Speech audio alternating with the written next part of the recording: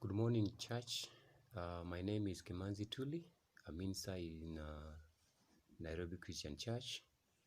I would like to share a message of today during this hard time of Corona, where we are being encouraged to stay at home and keep a social distance. And the title of my message is Nothing New Under the Sun. So we learn from the book of Ecclesiastes chapter 1 verse 9, which I'm going to read from New Revised Standard Version, that says that what has been is what will be, and what has been done is what will be done. There is nothing new under the sun. So from the scriptures, there is nothing new under the sun. The reason we think something is new is because we weren't there when it happened. So the question is, could it be Corona was there before? So whether it was there before or not, we know that similar situations were there before.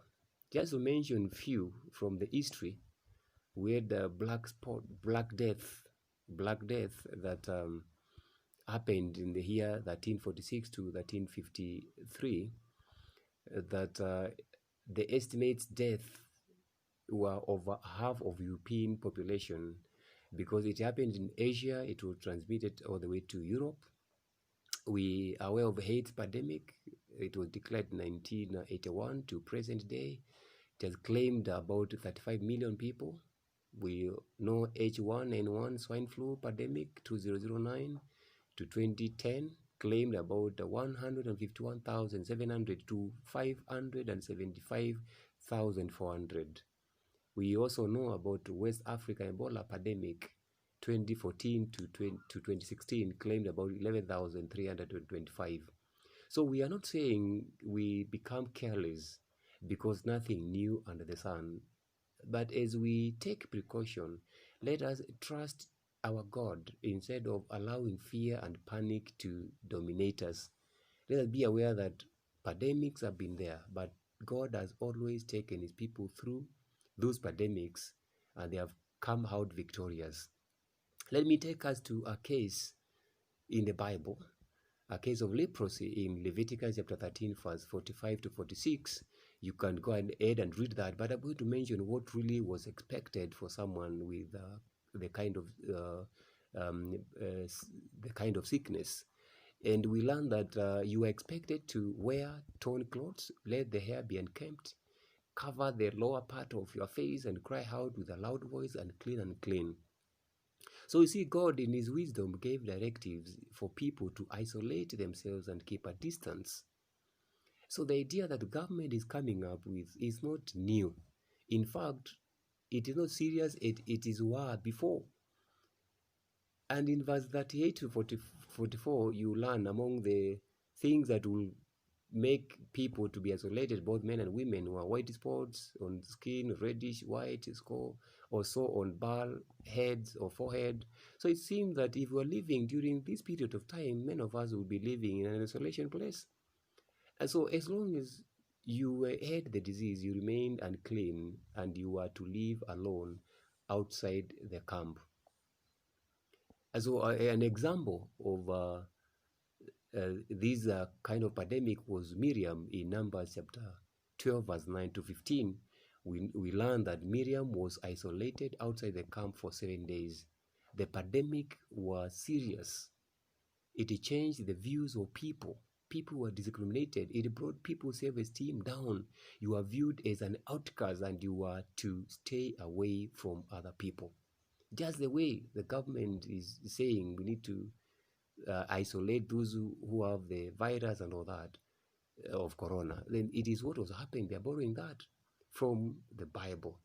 We also are aware that when the virus was discovered in China, the Chinese cried that they were being discriminated by the rest of the world, because really pandemics, they threaten people.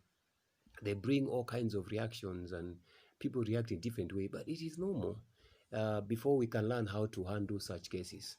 And so what is the solution? The solution is Jesus. We learn from Matthew 8 verse 1 to 4. After Jesus had gone to pray in the mountainside, recorded in Mark chapter 135, he came down and there he met with a man who was leprous.